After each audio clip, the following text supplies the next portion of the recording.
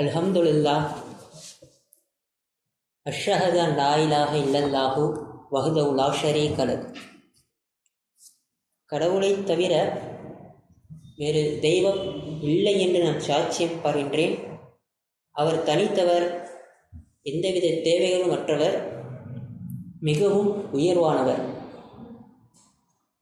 இன்ஷா அல்லாஹ் கடைசியாக நான் சும்மா இருக்கும்போது இந்த மக்கள் கூட்டங்கள் அப்படிங்கிறதுலேருந்து சில வசனங்களை பார்த்தோம்.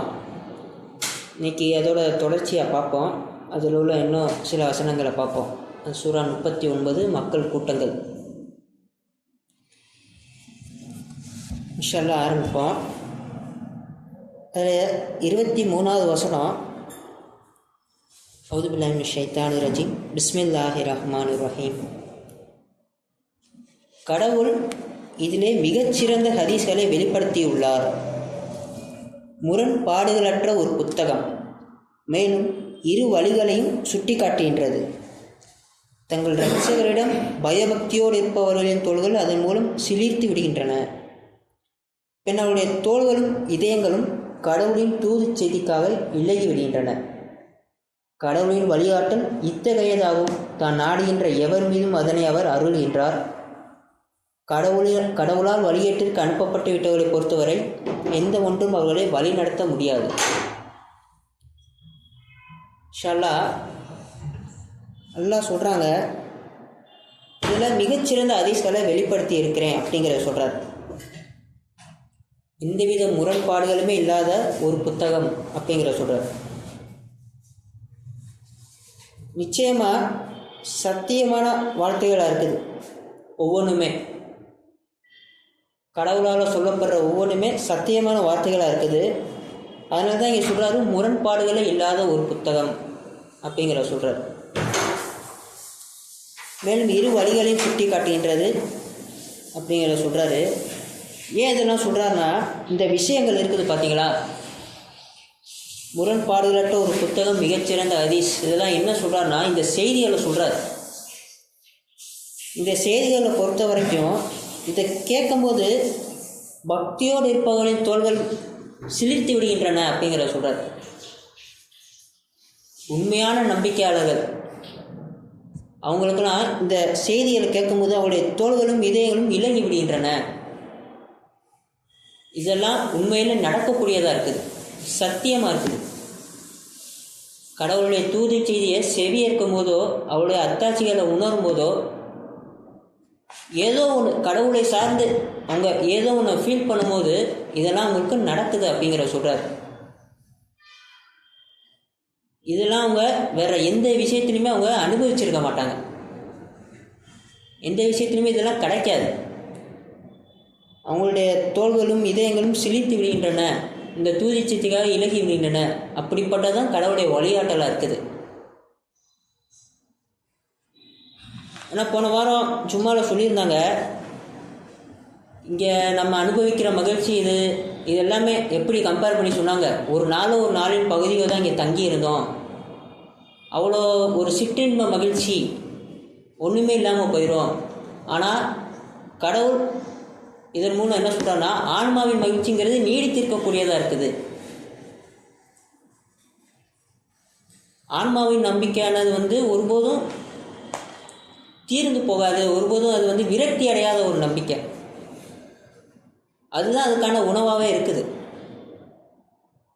என்ன இது ஒரே விஷயமே திரும்ப திரும்ப நம்ம கற்றுக்கிற மாதிரியே இருக்குது,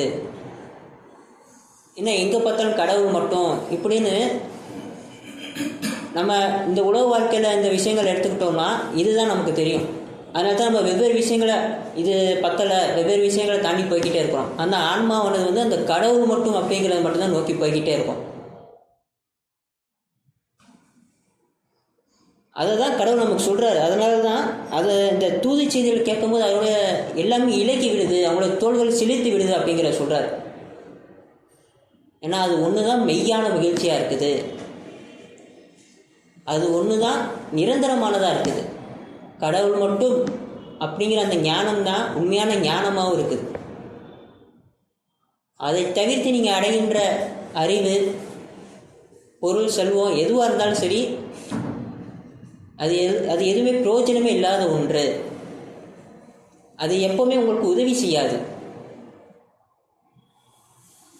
ஒருபோதும் அது உங்களுக்கு உதவி செய்யாது அப்படிங்கிற சொல்கிறார். அதனால தான் சொல்கிறாரு, கடவுளின் வழிகாட்டல் இத்தகையதாகும், தான் நாடுகின்ற எவர் மீதும் அதனை அவர் அருள்கின்றார். இந்த மாதிரி விஷயங்கள் இதெல்லாம் கடவுள் அருள்றேன் அப்படிங்கிற சொல்கிறார். எல்லாருக்கும் இது கிடைக்கிறது இல்லை. யாரெல்லாம் நம்முடைய அகந்தையை விட்டு கொடுக்குறோமோ, ஏன்னா நம்மளோட அகந்தையை தான் இங்கே பற்றி பிடிச்சிட்டு இருக்கிறோம், யாரெல்லாம் நம்மளுடைய அகந்தையை விட்டு கொடுக்குறோமோ அவங்களெல்லாம் கடவுள் ஆசீர்வதிக்கிறேங்கிறார்.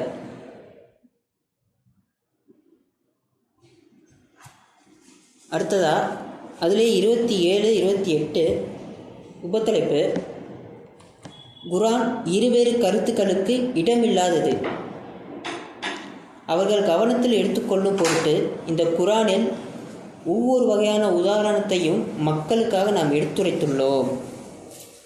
அவர்கள் நன்னறியாளர்களாக இருக்கும் பொருட்டு இருவேறு கருத்துக்களுக்கு இடம் எதுவும் இன்றி அரபி மொழியிலான ஒரு குர்ஆன் சொல்கிறார். இருவேறு கருத்துக்கள் அப்படிங்கிறது இந்த குர்ஆனில் இல்லை அப்படிங்கிற சொல்கிறார். நம்மளோட புரிதல்கள் தான் மாறுபடுது. நம்ம எல்லாருமே இந்த குர்ஆனில் நம்பிக்கை கொள்கிறோம், கடவுள் மேலே நம்பிக்கை கொள்கிறோம், தூதர்களை நம்புகிறோம். நம்மளோட புரிதல்கள் தான் மாறுதே தவிர, ஆனால் குர்ஆன் அப்படி சொல்லலை. இதில் இருக்கிறது ஒரே ஒரு கருத்து தான், கடவுள் மட்டும், அவரை மட்டும்தான் நீங்கள் வழிபடணும். ஆனால் அதுக்காக தான் இந்த 18 சொல்கிறார், அவர்கள்தான் அனைத்து வார்த்தைகளையும் பரிசீலித்து பின்னர் சிறந்தவற்றை பின்பற்றுபவர்கள். கடவுள் வழி நடத்தியவர்கள் இவர்கள்தான், அறிவுத்திறன் பெற்றிருப்பவர்கள் இவர்கள்தான். சிறந்ததை பின்பற்றக்கூடியவங்களாக இருப்பாங்க. அந்த சிறந்தது தான் கடவுள் மட்டும். பல்வேறு புரிதல்கள் இருக்கும், நம்ம கருத்துக்களை கேட்கக்கூடியவங்களாக இருப்போம். அதில் எது சிறந்ததாக உங்களுக்கு படும் அப்படின்னு கேட்டிங்கன்னா, எது கடவுள் மட்டும் அப்படிங்கிறத உடைக்காமல் இருக்குதோ, அந்த விஷயத்தை மட்டும் நோக்கி இருக்குதோ, அதுதான் சிறந்தது. நீங்கள் அந்த சிறந்ததை பின்பற்றணும் அப்படிங்கிற சொல்கிறார். ஏன்னா நமக்கு இதில் தெளிவாக சொல்லிட்டார், இந்த குர்ஆன் சொல்கிறது ஒரு கருத்து தான். உங்களுடைய அகந்தையினால் நீங்கள் உங்களை பிரிவுகளாக பிரிச்சுக்கிறீங்க, உங்களுடைய அகந்தையினால் நீங்கள் உங்களை பல்வேறு புரிதல் கொண்டிருக்கீங்க. எவர் ஒருவர் தன்னுடைய அகந்தையை விட்டு கொடுக்குறாரோ அவங்க சிறந்ததை பின்பற்றக்கூடியவங்களாக இருப்பாங்க.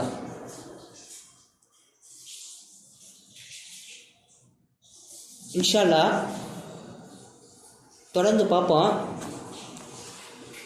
அடுத்ததாக அதிலேயே 36, 39, 36 ஆழ்ந்த கேள்வி உபத்தலைப்பு, அவருடைய ஊழியருக்கு கடவுள் போதுமானவர் அல்லவா? அவருடன் அவர்கள் அமைத்துக் கொள்கின்ற போலி தெய்வங்களை கொண்டு உம்மை அவர்கள் அச்சுறுத்துகின்றனர். கடவுள் எவரை வழிகேட்டில் அனுப்பிடுகின்றாரோ அவரை எந்த ஒன்றும் வழிநடத்த முடியாது. மேலும் கடவுள் எவரை வழி நடத்துகின்றாரோ அவரை எந்த ஒன்றும் வழிகேட்டிற்கு அனுப்பிவிட முடியாது. கடவுள் எல்லாம் வல்லவர், பழி தீர்ப்பவர் அல்லவா? கேட்குறாங்க, கடவுள் நம்மகிட்ட கேட்குறாரு, நான் உங்களுக்கு போதுமானவர் அல்லவா அப்படிங்கிறத கேட்குறார். ஒவ்வொரு நிமிடமும் நம்மகிட்ட கேட்டுக்கிட்டே இருக்கிறார். ஒவ்வொரு சூழ்நிலையின் போதும், ஒவ்வொரு கஷ்டத்தின் போதும், நம்ம வழி தவறி செல்லும் போது, நம்ம ஆணவத்தில் இருக்கும் போதும் இந்த கேள்வியை நமக்குள்ளே கேட்டுக்கிட்டே இருக்கிறார். நான் உங்களுக்கு போதுமானவன் இல்லையா அப்படிங்கிறத கேட்க தான் செய்கிறார். நமக்கு தான் அது கேட்க மாட்டேங்குது. ஏன்னா இதிலே 9:49 இந்த போரின் போது அவங்க பேசிக்கிறாங்க. அவுதுபில்லாஹி மினஷ் ஷைத்தானிர் ரஜீம், பிஸ்மில்லாஹிர் ரஹ்மானிர் ரஹீம். அவர்களில் சிலர் கூறக்கூடும், பின்னால் தங்கிக்கொள்ள எனக்கு அனுமதி தாருங்கள், இத்தகையதொரு கஷ்டத்தை என் மீது சுமத்தாதீர்கள். உண்மையில் இவ்விதமாக அவர்கள் பயங்கரமானது ஒரு கஷ்டத்திற்கு உள்ளாகி கொண்டார்கள். நம்ப மறுப்பவர்களை நரகம் சூழ்ந்து கொண்டுள்ளது அப்படிங்கிற சொல்கிறார். அவங்க எதை கஷ்டமாக பார்க்குறாங்களோ, ஒரு போருக்கு போக சொல்கிறாரு, அப்போ ஒரு அனுமதி கேட்குறாங்க, எங்களால் முடியாது அப்படிங்கிற சொல்லி நாங்கள் இங்கேயே தங்கிக்கிறோம் அப்படிங்கிறத கேட்குறாங்க. ஏன்னா அவங்க கஷ்டமாக நினைக்கிறாங்க. கடவுளின் பாதையில் செலவிடுறது, கடவுளின் பாதையில் உழைக்கிறத கஷ்டமாக பார்க்குறாங்க. ஆனால் அதுக்கு கீழே சொல்கிறாரு, உண்மையில் இவ்விதமாக அவர்கள் பயங்கரமான ஒரு கஷ்டத்திற்கு உள்ளாகிவிட்டனர். அதெல்லாம் கஷ்டம் கிடையாது. நீங்கள் அந்த போரில் போய் சண்டை போடுறதோ கொல்லப்படுறதோ அதெல்லாம் கஷ்டமே இல்லை அப்படிங்கிற சொல்கிறாரு. அவங்க இந்த கூற்றம் சொன்னது மூலயமா அவங்க பயங்கரமாக உண்மையான கஷ்டம் அப்படிங்கிறதுக்கு அவங்க தகுதியாகிட்டாங்க. நம்மளோட பயம் என்னன்னா இந்த உயிர் கொல்லப்பட்டுரும், அதுதான் நம்மளோட பயமாக இருக்குது, அதிகபட்ச பயமாக இருக்குது. ஆனால் அதெல்லாம் ஒன்றுமே இல்லை அப்படிங்கிறத சொல்கிறார். உங்களுடைய ஆன்மா எப்போ கொல்லப்படுதோ அதுதான் உண்மையான கஷ்டமாக இருக்குது. இந்த கூற்றுகள், இந்த மாதிரி கடவுளுக்கு எதிராக நிந்தனை செய்கிறது, இந்த மாதிரி கூற்றுகள் சொல்கிறது மூலியமாக நம்மளுடைய ஆன்மாவானது கொல்லப்படுது. அதனால தான் இங்கே சொல்கிறாரு, இதனால தான் அவங்க உண்மையான கஷ்டத்துக்கு தகுதியாகிட்டாங்க, நரகம் அவளை சூழ்ந்துள்ளது அப்படிங்கிற சொல்கிறார்.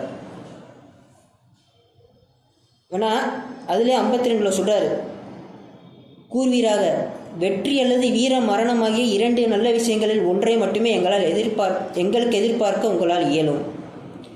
அந்த போரில் ஒன்று நமக்கு வெற்றி கிடைக்கும், இல்லைன்னா மரணம். ஆனால் அதில் தோல்விங்கிறதே இல்லை. கடவுளுடைய பாதையில் நீங்கள் போகிறப்ப தோல்விங்கிறதே இல்லை அப்படிங்கிறத சொல்கிறார். அது எப்படிப்பட்ட கஷ்டமாக இருந்தாலும் சரி, நீங்கள் அந்த கடவுளின் பாதையில் சென்றீங்கன்னா உங்களுக்கு தோல்வியே கிடையாது.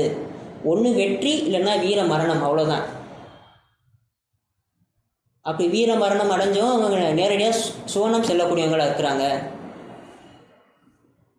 யார் இதுக்கு தகுதி பெற்றவங்களாக இருக்கிறாங்க? யார் அந்த கடவுளுடைய கட்டளையை கேட்டோம் கட்டுப்பட்டோம் அப்படிங்கிறத யாரெல்லாம் ஒரு கட்டளை கடவுளால் கடவுள் நமக்கு சொல்கிறான்னா டக்குன்னு அவங்க கிளம்பக்கூடியவங்களாக இருக்கிறாங்க, அதை நோக்கி போகக்கூடியவங்களாக இருக்கிறாங்க. அதனால தான் அந்த தூதி செய்தி அது கேட்டோன்னு அவங்களுடைய மனசு இலகி விடுது அப்படிங்கிற சொல்கிறார். அவங்க தான் உண்மையான நம்பிக்கையாளர்கள் அப்படிங்கிற சொல்கிறார். ஏன்னா 49:15 சொல்கிறார், நம்பிக்கையாளர்கள் எப்படிப்பட்டவங்களாக இருக்கிறாங்க அப்படிங்கிறத சொல்கிறாரு. அவுதுபில்லாஹி மினஷ் ஷைத்தானிர் ரஜீம். முக்மீன்கள் எவர்கள் என்றால், கடவுள் மட்டுமுடைய தூதன் மீது நம்பிக்கை கொண்டு பின்னர் எத்தகைய சந்தேகமும் அற்ற நிலைப்பாட்டை அடைந்து மேலும் தங்களுடைய பணத்தையும் தங்களுடைய வாழ்வுகளையும் கொண்டு கடவுளின் நிமித்தம் பாடுபடுபவர்களே ஆவர். இவர்கள்தான் உண்மையாளர்கள் ஆவர் அப்படிங்கிற சொல்கிறார். சந்தேகம் இல்லாத ஒரு நிலைப்பாடு. ஏன்னா நம்மளும் நம்பிக்கை கொண்டு இருக்கிறோம், ஆனால் நம்ம சந்தேகத்தோடனே இருக்கிறோம். ஒவ்வொரு கஷ்டத்தின் போதும் கடவுளுக்கு பொறுப்பேற்படுத்த கடவுளை சந்தேகிக்கிறோம். இது இப்படி சரியாக நடத்திடுவாரா அப்படிங்கிற ஒரு சந்தேகம். ஆனால் இங்கே சொல்கிறாரு, எத்தகைய சந்தேகம் மற்ற ஒரு நிலைப்பாடு, அவங்க தான் நம்பிக்கையாளர்கள், அவங்க தான் உண்மையாளர்கள் அப்படிங்கிற சொல்கிறார். அப்படிப்பட்டவங்க தான் எந்தவித செயலாக இருந்தாலும் சரி, எந்தவித கட்டளைகளாக இருந்தாலும் சரி, இந்த உயிர் பற்றி கவலை கொள்ளாதவங்களாக இருப்பாங்க. இந்த உயிரை குறித்து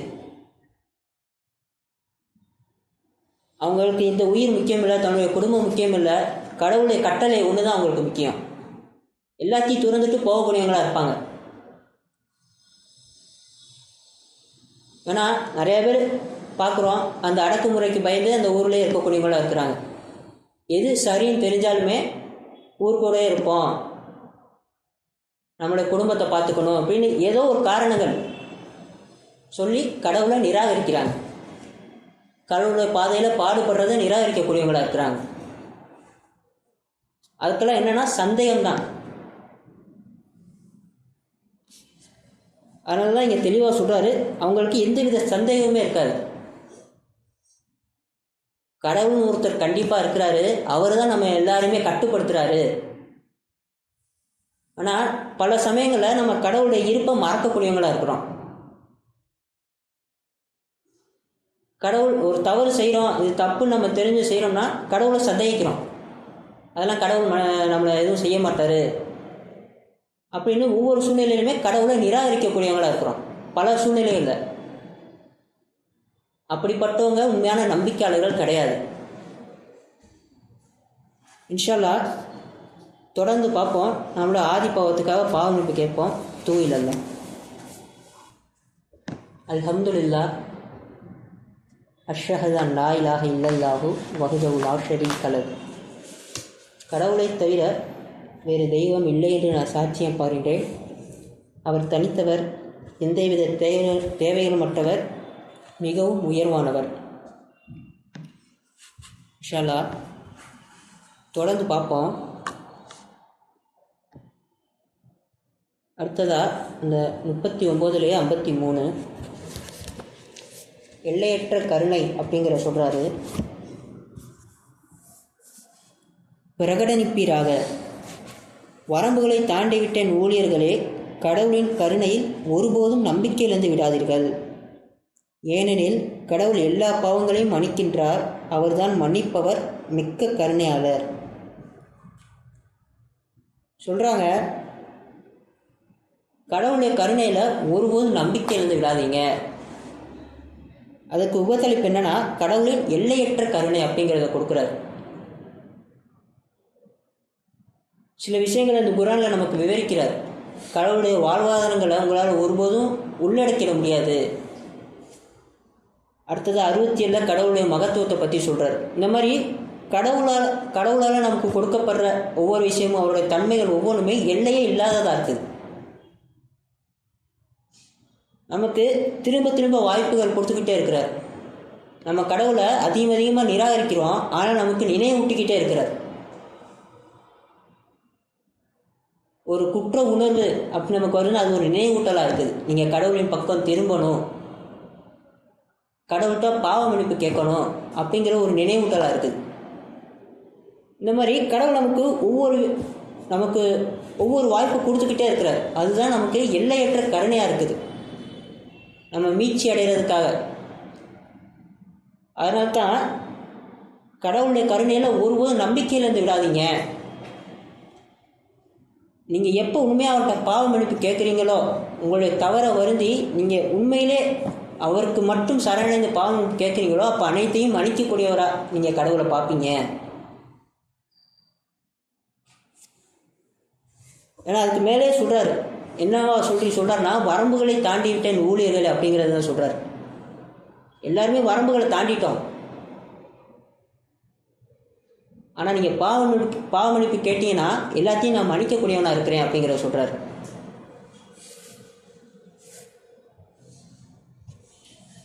அடுத்ததாக 65 66 சொல்கிறாரு, நம்ம செய்கிற செயல்கள் அது எப்படிப்பட்டதாக இருக்குது, அது எப்படி பயனில்லாமல் போகுது அப்படிங்கிற சொல்கிறார். எப்பொழுது நீர் போலி தெய்வ வழிபாடு செய்தாலும் உம்முடைய அனைத்து காரியங்களும் பயனற்றதாகிவிடும். மேலும் நீர் நஷ்டவாளிகளுடன் இருப்பீர் என உமக்கும் முன்னிருந்தவர்களுக்கும் வெளிப்படுத்தப்பட்டுள்ளது. எனவே நீர் கடவுளை மட்டும் வழிபடவும் மேலும் நன்றியுடையவராக இருக்கவும் வேண்டும். சொல்கிறாங்க, நம்ம செய்கிற காரியங்கள் அனைத்துமே நம்ம போலி தெய்வ வழிபாடு செய்யக்கூடியவங்களாக இருந்தாலும் எல்லாமே பயனற்றதாகிவிடும் அப்படிங்கிற சொல்கிறார். நீங்கள் என்ன செஞ்ச போதிலும் பொருட்டல்ல. நீங்கள் ஒரு தர்மம் செய்யக்கூடியவங்களாக இருப்பீங்க, நிறையா உதவிகள் செய்யக்கூடியவங்களாக இருப்பீங்க. ஆனால் அது கடவுளின் பாதை இல்லாமல் வேறொரு பாதையில் நீங்கள் செய்யக்கூடியவங்களாக இருந்தீங்கன்னா அது ஒன்றுமே பிரயோஜனம் இல்லை அப்படிங்கிற சொல்கிறார். அவங்க நம்பிக்கையாளரும் கிடையாது, அவங்க நல்லவர்களும் கிடையாது. இங்கே இருக்கிறதுலே நம்பிக்கையாளர்கள் மட்டும்தான் நல்லவங்களாக இருக்கிறாங்க. நீங்கள் பார்க்கக்கூடிய பெரிய பெரிய ஆள்கள் இல்லை நிறையா உதவி செய்கிறவங்க, எவங்க கடவுளின் பாதையை விட்டு வேறொரு பாதையில் என்ன செஞ்சாலுமே அது எதுவுமே ஏற்றுக்கொள்ளப்பட மாட்டாது. அது எதுவுமே நல்ல விஷயமுமே கிடையாது. அவங்களுக்கு அதுக்குரிய கூலி எதுவுமே கிடையாதுங்கிறத சொல்லிடுறாரு. அது பயன் இல்லாத ஒன்றா இருக்குது. நீங்கள் போலி தெய்வ வழிபாடு அப்படிங்கிறதுக்குள்ளே போய் நீங்கள் என்ன செஞ்சாலுமே அது எதுவுமே பயன் இல்லை. அதுக்கு தான் அந்த தர்மம் அப்படிங்கிறத எப்படி கொடுக்கணும் அப்படிங்கிற சொல்கிறார். 92 சொல்கிறாரு, 18 21 சொல்கிறார். தன்னுடைய செல்வத்திலிருந்து தர்மம் கொடுப்பவர் பிரதிபலனாக எந்த ஒன்றையும் நாடாதவர், மிகவும் உயர்ந்தவரான தன்னுடைய இரட்சகரை மட்டும் நாடுபவர். நிச்சயமாக அவர் மீட்சியை அடைந்திடுவார். சொல்கிறாங்க, அவங்க செய்யக்கூடிய எந்த செயலாக இருந்தாலுமே அதுக்கு பிரதிபலனாக எது ஒன்றுமே அவங்க எதிர்பார்க்க மாட்டாங்க. அவங்க எதிர்பார்க்குறது ஒன்றே ஒன்று தான், மிகவும் உயர்ந்தவரான தன்னுடைய இரட்சகரை மட்டும் நாடுபவர். அதுதான் உண்மையான தர்மமாக இருக்குது. அப்படிப்பட்டவங்க தான் நம்பிக்கையாளர்கள், அவங்க தான் நல்லவங்களாக இருக்கிறாங்க. அதுதான் கடவுளுடைய பாதையில் செலவு செய்கிறது, கடவுளுடைய பாதையில் பாடுபடுறது. இதை தவிர்த்து நீங்கள் செய்கிற அனைத்தையுமே பயனற்றது அப்படிங்கிறத சொல்கிறார். நீங்கள் போலி தெய்வ வழிபாடு நீங்கள் செய்கிற ஒவ்வொன்றுமே பயனற்றதாகிவிடும். நம்ம கொடுக்கக்கூடிய தர்மம் எப்படி இருக்கணும்னு சொல்கிறாரு. பிரதிபலனா எந்த ஒன்றையும் நாடாமல் நம்ம அந்த தர்மத்தை கொடுக்கணும், அதுதான் தர்மம் அப்படிங்கிற சொல்கிறார். மற்ற நோக்கங்களோடு நீங்கள் கொடுக்கறது தர்மம் கிடையாது, அதுக்கு பேர் தர்மங்கிறதே கிடையாது அப்படிங்கிறத சொல்கிறார். கடவுளை மட்டும் அவங்க கருத்தில் கொள்வாங்க, அவங்களுக்கு தேவையானது கடவுள் மட்டும்தான். அவங்க நான் கொடுக்குறனால அவங்க சொல்கிற நன்றியோ இல்லை அவங்க என்னை ஆசீர்வதிக்கிறதோ அதெல்லாம் ஒரு பொருட்டே கிடையாது. கடவுளை மட்டும் நாடுபவர்களாக இருப்பாங்க, அதுதான் உண்மையான தர்மம் அப்படிங்கிறத சொல்கிறாரு. இன்ஷா அல்லாஹ் அதுலேயே 9:53-54 சொல்கிறாரு, கூறுவீராக, விருப்பத்துடனோ அல்லது விருப்பமின்றியோ செலவிடுங்கள், எதுவும் உங்களிடமிருந்து ஏற்றுக்கொள்ளப்பட மாட்டாது. ஏனெனில் நீங்கள் பாவிகளான சமுதாயமாக இருக்கின்றீர்கள். அவருடைய செலவிடுதல் ஏற்றுக்கொள்ளப்படுவதை தடுத்தது என்னவென்றால், அவர்கள் கடவுள் மற்றும் அவருடைய தூதர் மீது நம்பிக்கை கொள்ள மறுத்துவிட்டனர் என்பதே ஆகும். மேலும் தொடர்பு தொழுகைகளை அவர்கள் கடைபிடித்த போது அவர்கள் சோம்பலுடனே அவற்றை கடைபிடித்தார்கள். மேலும் தர்மத்திற்கென அவர்கள் கொடுத்தபோது மனமின்றியே அவர்கள் அவ்வாறு செய்தார்கள். மேலும் சொல்லிட்டார், நீங்கள் விருப்பத்துடனோ விருப்பம் இல்லாமலோ செலவிடுங்க, ஆனால் எதுவுமே உங்கள்கிட்ட ஏற்றுக்கொள்ளப்படாது அப்படிங்கிற சொல்கிறார். அது ஏன் ஏற்றுக்கொள்ளப்படலை? வேணா அவங்க கடவுள் மேலே நம்பிக்கை கொள்ள மறுத்துட்டாங்க. கடவுள் மேலே நம்பிக்கை கொள்ள மறுத்தா நீங்கள் என்ன செஞ்சாலுமே அது ஏற்றுக்கொள்ளப்படாது. நீங்கள் அந்த தர்மத்தை கொடுக்கறது கூட அவங்க மனமின்றியே கொடுக்கக்கூடியவங்களாக இருப்பாங்க. அவங்க செய்கிற ஒவ்வொரு செயலுமே நம்ம கடவுளுக்காக செய்யும் போது தான் அதை உளமார்ந்து செய்யக்கூடியதாக இருக்கும்.